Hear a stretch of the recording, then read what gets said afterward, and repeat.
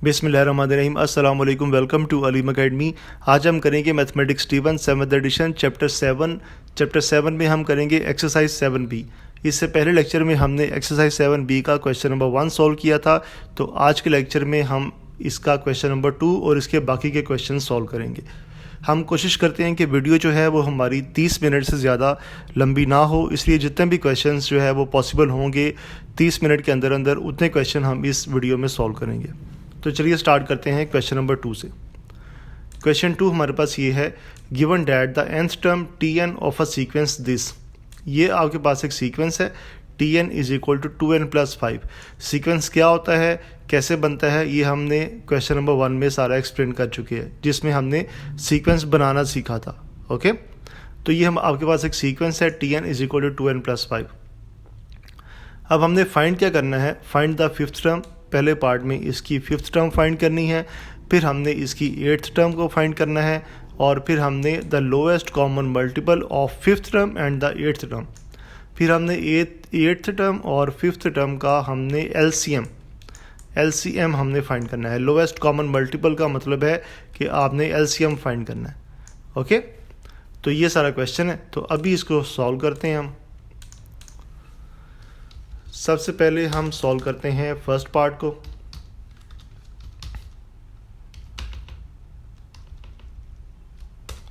Okay जी, first part क्या है, सबसे पहले आपने लेना है सीक्वेंस। सीक्वेंस आपके पास क्या है, tn is equal to 2n plus 5। ये आपके पास सीक्वेंस गिवन है, ठीक है। तो अब पहले पार्ट में आपने इसकी फिफ्थ टर्म को फाइंड करना है। याद रखें कि जो सीक्वेंस जो हमारे पास गिवन होता है, ये जो लिखा हुआ है यहाँ पर tn, इस tn का मतलब है कि ये nth टर्म है, ठीक है। ये n जो है ना यहाँ पर, इसका मतलब है कि ये nth सीक्वेंस है और ये इसकी nth टर्म है, ठीक है।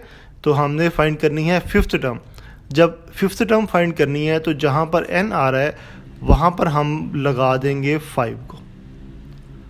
ओके, कितना आसान काम है। जहाँ पर n आ रहा है वहाँ पर आपने फिट कर देना है 5 को। ओके, तो बस उससे आपका आंसर आ जाएगा, डेट्स इट। यहाँ भी n आ रहा है, इधर भी 5 आ जाएगा, और यहाँ भी n आ रहा है तो इधर भी ये वाला 5 आ जाएगा। तो इसको सॉल्व करेंगे तो आंसर आ जाएगा। अभी करके दिखाते हैं आपको। तो यहाँ पर आप लिखें put n is equal to 5। We have, ये लिखना ज़रूरी नहीं है, लेकिन जो बच्चे अभी प्री ओ लेवल्स में हैं या क्लास 6-7 में हैं वो इसको लिख लें। जो ओ लेवल्स कर रहे हैं वो डायरेक्ट इसमें n की जगह पर 5 पुट करें तो इसका आंसर आ जाएगा। ये पेपर 1 का क्वेश्चन है।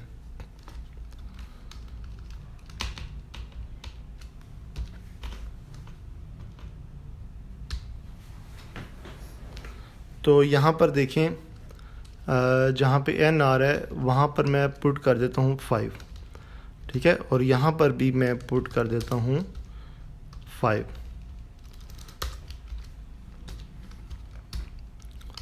तो आप देखें 5 2 ज़ा क्या होता है आपके पास 10, तो 10 प्लस 5 आपके पास आ जाएगा 15। तो इस सीक्वेंस का जो आंसर है ना वो आपके पास आ जाएगा 15। ओके, तो ये था हमारे पास क्वेश्चन नंबर 2 का फर्स्ट पार्ट, 15 इसका आंसर आ गया। अच्छा जी, उसके बाद देखें क्या है नेक्स्ट टर्म में। नेक्स्ट क्या फाइंड करना है, द 8th टर्म। ओके, अच्छा, जब आपने 8th टर्म फाइंड करनी है ना तो आप क्या करें कि जैसे पहले आपने 5 पुट किया ना, तो अब आप जहाँ पर n आ रहा है वहाँ पर आप n की जगह पर पुट कर दें 8, तो आपके पास आंसर आ जाएगा। Very easy. तो चलें अभी मैं आपको करके दिखाता हूँ। तो यहाँ पर हम लिखते हैं सेकंड पार्ट, और ये जो पहले वाला हमारे पास सारा सोल्यूशन है ना, इसी को मैं नीचे कॉपी कर लेता हूँ और मैं 5 की जगह पर यहाँ पर 8 लगा दूँगा। तो मेरा काम जो है वो आसान हो जाएगा। तो ये सीक्वेंस है, यहाँ पर आ जाएगा put n is equal to 8, ठीक है। वी हैव, तो जहाँ पर 5 आ रहा है वहाँ पर आ जाएगा आपके पास 8, तो ये आ जाएगा आपके पास 8, तो ये फिर जहाँ पर 5 है वहाँ पर 8 आ गया, तो 8 2 सा होता है 16, तो 16 प्लस 5 आपके पास आ जाएगा 21। तो ये आपके पास आ गई इस सीक्वेंस की 8th टर्म। ओके, ये आपके पास आ गई 21। ये सेकंड पार्ट भी हो गया। अब चलते हैं थर्ड पार्ट पे। थर्ड पार्ट है the lowest common multiple. LCM आपने फाइंड करना है 5th टर्म का और 8th टर्म का। ठीक है, तो थर्ड पार्ट भी सॉल्व करते हैं।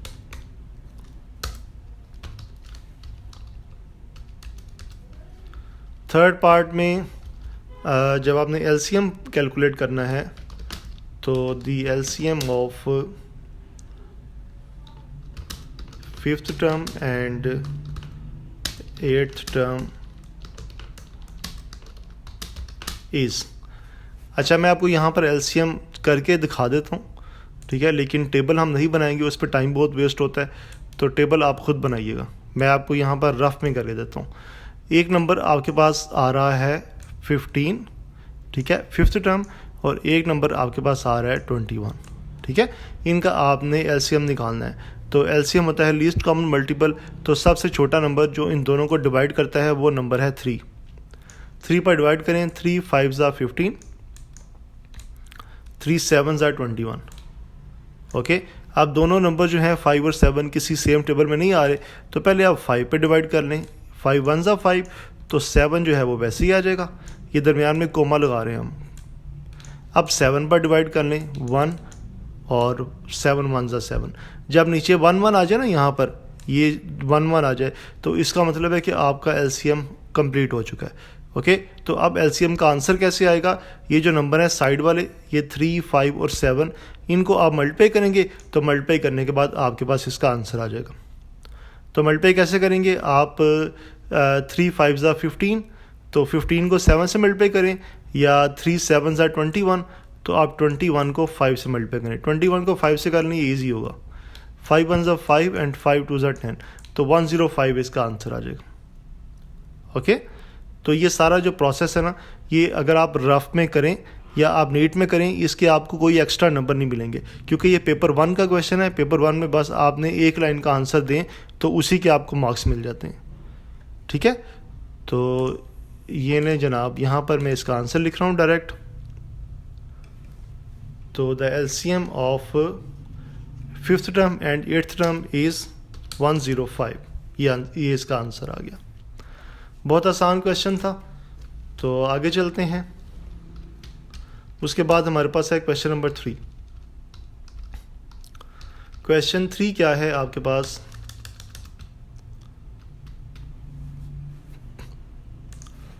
Consider the sequences 3 6 9 12 15। ये आपके पास जो है वो सीक्वेंस है।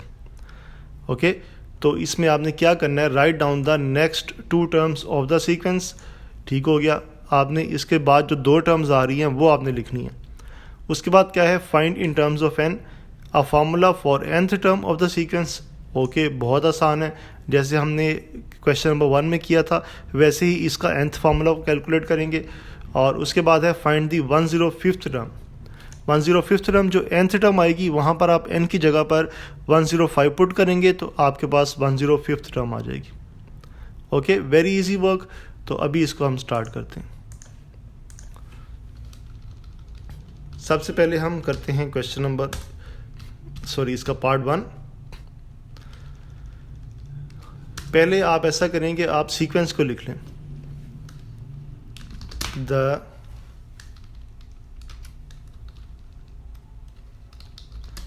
Given sequence is. तो गिवन सीक्वेंस क्या है? 3 6 9 12 15 एंड सो ऑन।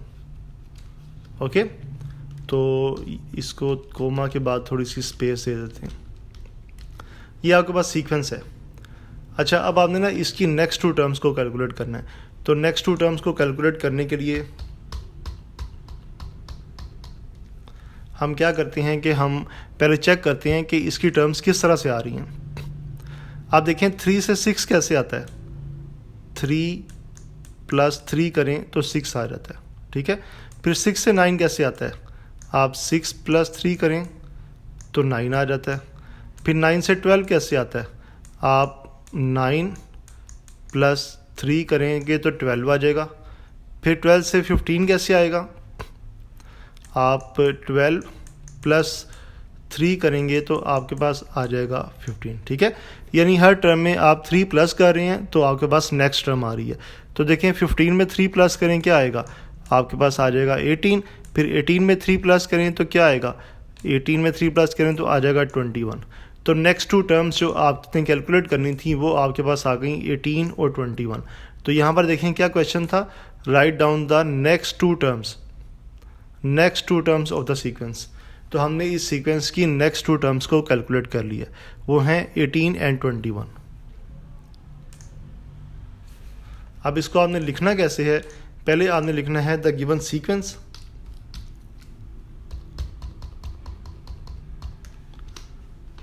तो अब आप लिखें the next 2 terms of the given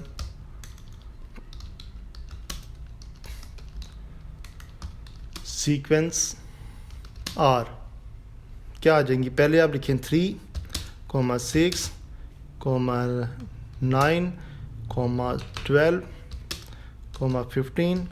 अच्छा 15 के बाद क्या आ जाएगा 18 और उसके बाद क्या आ जाएगा 21। बस आप सीक्वेंस भी लिख दें, उसके आगे जो 2 टर्म्स आ रही हैं वो भी लिख दें। और ये जो गिवन सीक्वेंस इस लिखा ना आपने, इसको आप एक ही लाइन में ले आएँ, ठीक है, और दूसरी लाइन में उसका आंसर आ जाएगा the next 2 terms of the given sequence are this. ठीक है, उम्मीद है आपको समझ आ गई होगी। ये जो चैप्टर है ना, ये जब मैं भी स्कूल में पढ़ाता हूँ तो ये बच्चों को समझ में नहीं आता। ठीक है, LGS बीकन हाउस के बच्चे जो हैं वो इसको इतनी जल्दी नहीं समझते, क्योंकि ये बहुत ज़्यादा टाइम टेकिंग जो है वो चैप्टर है। और ये बेसिकली पहले जो इस तरह के चैप्टर्स होते थे, ये nth टर्म वाले, ये थोड़े हाई क्लासेस में होते थे, जस्ट लाइक A लेवल्स में या FSC में, BSc में। लेकिन आहिस्ता आहिस्ता से ना उन्होंने इनको डी मैथमेटिक्स में भी इंक्लूड कर दिया। तो इसलिए आप परेशान ना हो, आप कोशिश किया करें कि जो मैं समझा रहा हूँ उसको आप अच्छी तरह से अंडरस्टैंड करें, तो फिर ये क्वेश्चंस आपके लिए मुश्किल नहीं होंगे। लेकिन वैसे अगर देखें क्लास 6 के लेवल के लिए ये क्वेश्चंस मुश्किल हैं। ओके जी, उसके बाद करते हैं हम सेकंड पार्ट। सेकंड पार्ट में क्या है कि find in terms of n a formula for the nth term of the sequence. अब हमने इसकी nth टर्म का एक फार्मूला बनाना है। ठीक है, तो यहाँ पर हम लिखते हैं the formula for the nth term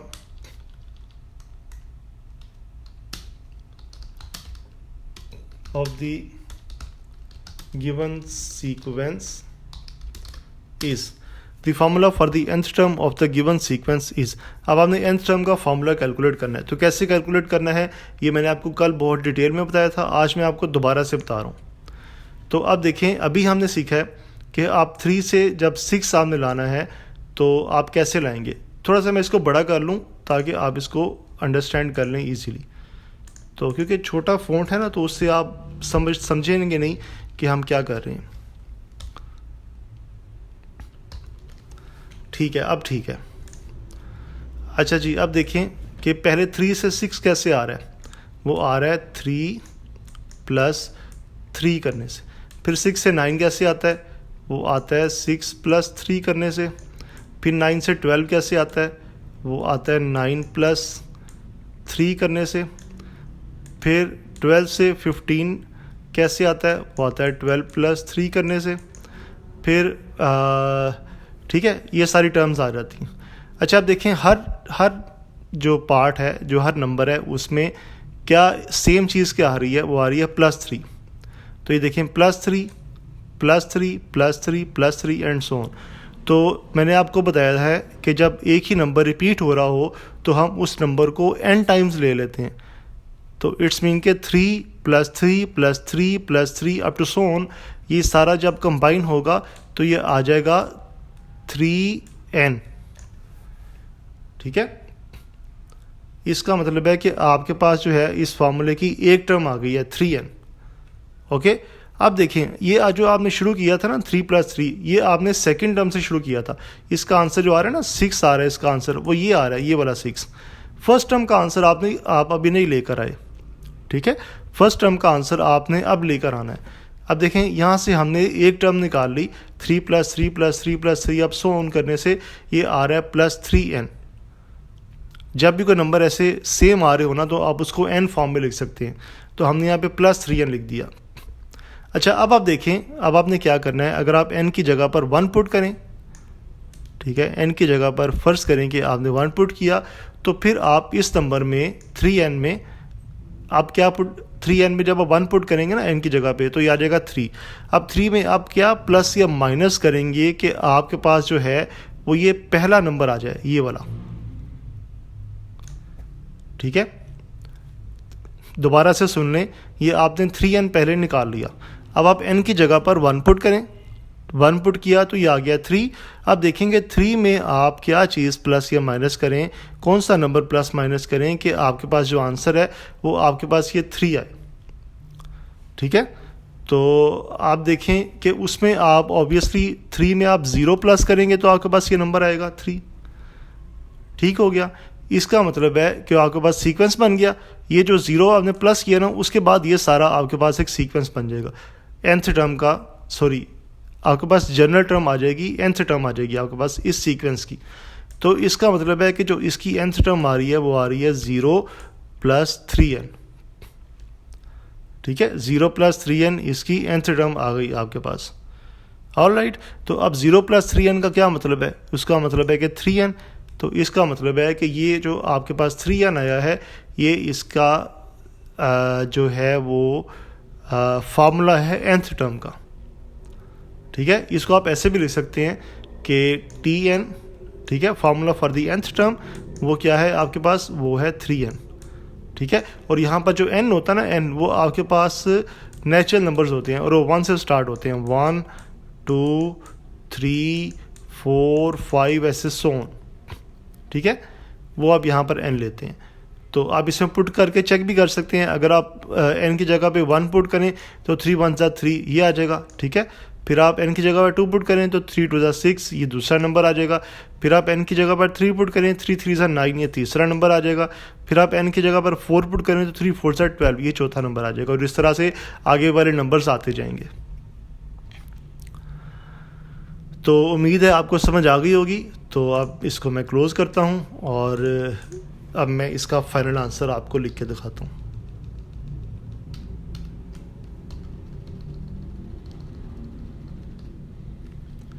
alright जी, the formula for the nth term of the given sequence is, इसके आगे आप फार्मूला लिख दें। फार्मूला क्या है, Tn,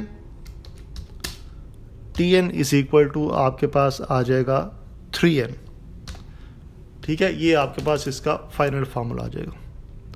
तो ये हो गया हमारे पास सेकंड पार्ट। अब करते हैं थर्ड पार्ट। ओके जी, थर्ड पार्ट में क्या है, थर्ड पार्ट में आपसे कह रहा है कि find the 105th term of the sequence. आपने इसकी 105th टर्म को फाइंड करना है। तो मैंने आपको बताया था कि जब जो भी टर्म आपने फाइंड करनी है आप n की जगह पर उसकी वैल्यू को पुट कर दें, तो उसकी वैल्यू को पुट करने से आपके पास उस टर्म का आंसर आ जाएगा। ओके, तो उसकी वैल्यू को पुट कर देते हैं। तो यहाँ पर आप लिखें द 105th टर्म इज, तो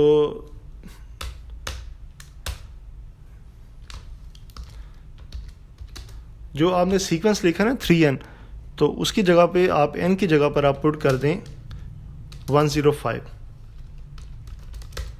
ओके, अब आप इसको मल्टीप्लाई कर दें। मल्टीप्लाई करेंगे तो 5 × 3 = 15 और 3 × 1 = 3, 315 इसका आंसर आ जाएगा आपके पास थर्ड पार्ट का। तो बहुत ही आसान काम है। तो इसके बाद हम आगे मूव करते हैं नेक्स्ट क्वेश्चन पे। नेक्स्ट हमारे पास है क्वेश्चन नंबर 4। क्वेश्चन नंबर 4 आपके पास ये है,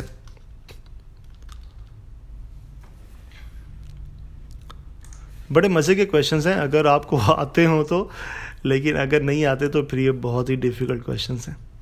consider the sequence 10, 14, 18, 22, 26 and so on.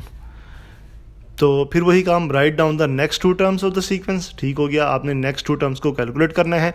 फिर find in terms of n formula for the nth term of the sequence, okay good हो गया। उसके बाद hence find that 200th term of the sequence. Okay जी, वही काम जो पिछले क्वेश्चन में किया था वही हम यहाँ पर करेंगे। तो अभी सॉल्व करते हैं। पहले हम करते हैं फर्स्ट पार्ट को। फर्स्ट पार्ट के लिए आप पहले यहाँ पर लिखें कंसीडर द सीक्वेंस दिस आप डायरेक्ट भी कर सकते हैं, the next two terms of the sequence are.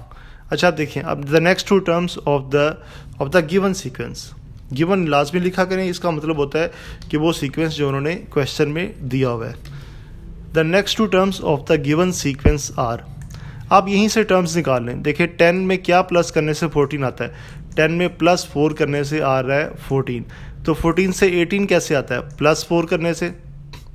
18 से 22 कैसे आता है, प्लस 4 करने से। और 22 से 26 कैसे आएगा, प्लस 4 करने से।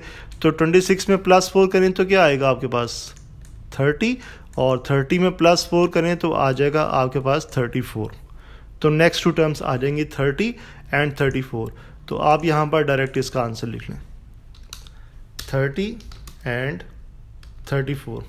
The next two terms of the given sequence are 30 and 34। ठीक है, ये आपके पास इसका आंसर आ जाएगा। फुल स्टॉप लगाएं और अब करते हैं इसका सेकंड पार्ट।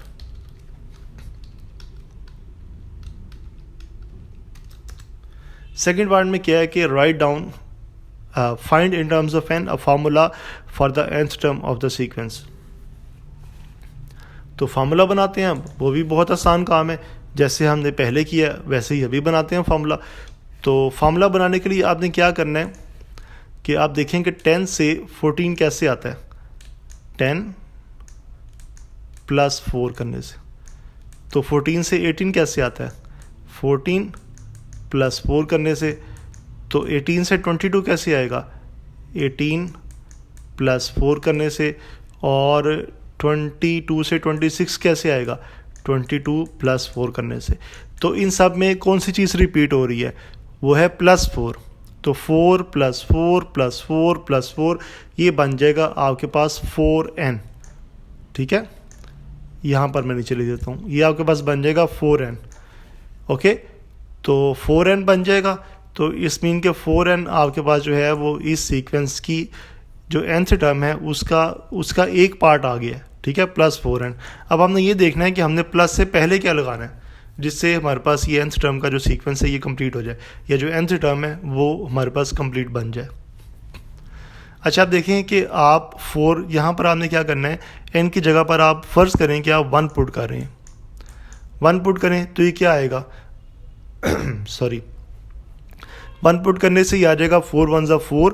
तो अब देखें जब ये 4 आ गया, 4 1 ज़ा 4, तो आप 4 में क्या प्लस या माइनस करेंगे कि आपके पास जो है आंसर वो पहला नंबर आ जाए जो यहाँ पर है ये वाला 10। ठीक है, तो देखिए 4 1 ज़ा 4, तो उसमें आप क्या प्लस करेंगे, उसमें आप 6 प्लस करेंगे। तो 4 में आपने 6 प्लस किया तो आपके पास आ गया फर्स्ट नंबर, यानी कि आपके पास आ गया 10। ठीक है, तो अब देखें इसका मतलब है कि ये हमारे पास सीक्वेंस बन गया। तो इसका मतलब है कि 6 प्लस 4n आपके पास जो है nth टर्म है इस सीक्वेंस की। ठीक है, हमने nth टर्म बनानी थी ना, तो ये लिखा हुआ है find in terms of n a formula for the nth term of the sequence. तो ये फार्मूला आपके पास आ गया nth टर्म का। ओके जी, तो find in terms of n the formula for the nth term of the sequence. तो यहाँ पे आप लिखें the formula for the nth term of the sequence is tn is equal to, ठीक है, फार्मूला आ जाएगा tn इज इक्वल टू, अब आप फार्मूला लिख दें। फार्मूला अभी हमने क्या बनाया था, वो था 4n प्लस 6। तो ये आपके पास फार्मूला आ जाएगा 4n प्लस 6। ओके, उसके बाद करते हैं थर्ड पार्ट। थर्ड पार्ट में क्या है, फाइंड द 200th टर्म। तो यहाँ पर आप लिखें the 200th term of the sequence is. तो अब आप सीक्वेंस में जहाँ पर आपके पास जो है वो n आ रहा है ना, वहाँ पर आप लिख दें 200। तो 4n, तो 4 इंटू यहाँ पर आ जाएगा आपके पास 200 प्लस 6 आ जाएगा आपके पास। तो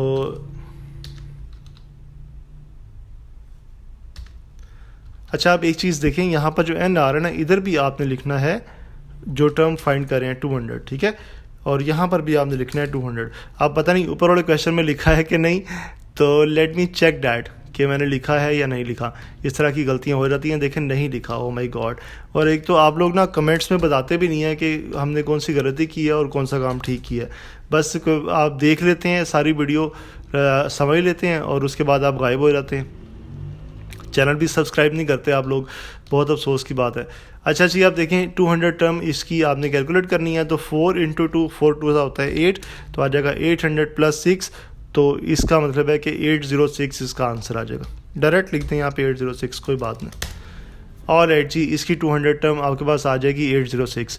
तो आई डोंट नो कि टाइम कितना हुआ है, तो आई थिंक कि हमें काम करते हुए आधा घंटा हो चुका है, 30 मिनट 25 मिनट या 35 मिनट हो चुके हैं। तो इतना काफ़ी है आज के लिए, क्योंकि आपके कमेंट्स आते हैं कि ज़्यादा लंबी वीडियो ना बनाया करें, वो हमसे नहीं देखी जाती, इसलिए हमने वीडियोस को छोटा बनाना शुरू कर दिया। और एक और चीज़ आपको बताते चलें कि जो काम आपने करना है वो क्या है, यहाँ से आपने जाना है यूट्यूब पर, और यूट्यूब पर आपने जाकर तो यहाँ पर आपने लिखना है डाइनिंग विद अलीम, ठीक है, आपने लिखना है dining with Aleem.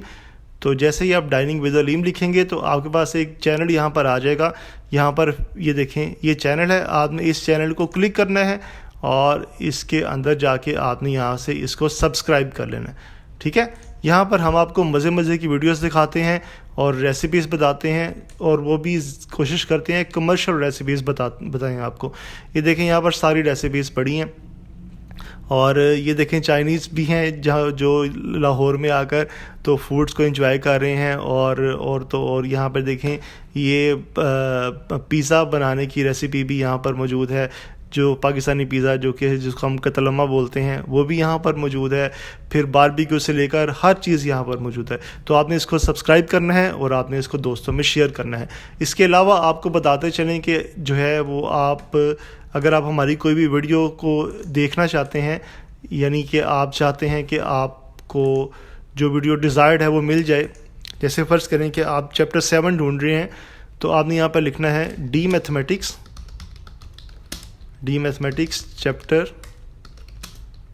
Chapter 7 by Aleem academy, ठीक है। तो ये लिखेंगे आप, तो यहाँ पर आपके पास ये देखिए चैप्टर 7 आ जाएगा, ठीक है। अब यहाँ पर लिखा हुआ है कि ये आगे वीडियो को देखें जो आपको नज़र आ रही है, यहाँ पर लिखा हुआ है OL 64 का मतलब है कि ये कोई वीडियो है ओ लेवल्स की 64 नंबर पे, ठीक है। और यहाँ पर है OL 65, इसका मतलब है कि अगर 64 नंबर पर आपके पास क्वेश्चन नंबर 5 आ रहा है, तो फिर 65 नंबर पर आपके पास उसके नेक्स्ट क्वेश्चन यानी कि क्वेश्चन नंबर 6 होगा। तो फिर अगर यहाँ पर आ रहा है OL 37, इसका मतलब है कि OL 37 एक पुरानी वीडियो है जिस पे 37th लेक्चर जो है जिसमें एक्सप्लेन किया गया है। तो वहाँ पर देखें ये एक्सरसाइज 3A यहाँ पर सॉल्व की हुई है, ओके। तो अगर आपने वीडियोस को ढूंढना है, सर्च करना है, तो आप ओ लेवल्स की वीडियोस के लिए या ऑक्सफोर्ड की वीडियोस के लिए आप OL को फॉलो किया करें, ओके। OL 37 अगर क्वेश्चन नंबर 1 है, तो OL 38 जो है वो क्वेश्चन नंबर 2 होगा। फिर OL 39 जो है वो क्वेश्चन नंबर 3 होगा। फिर OL 40 जो है वो क्वेश्चन नंबर 4 होगा, ठीक है। इस तरह से आप फॉलो किया करें। और कोई मसला हो तो हमारा नंबर यहाँ पर आ रहा होता है, आप उस नंबर पे कॉल तो नहीं कर सकते, उस नंबर पे आप मैसेज करें, वॉइस मैसेज करें, तो हम जो है वो वॉइस मैसेज में ही आपको डिटेल बता देंगे। तो thank you very much for your precious time.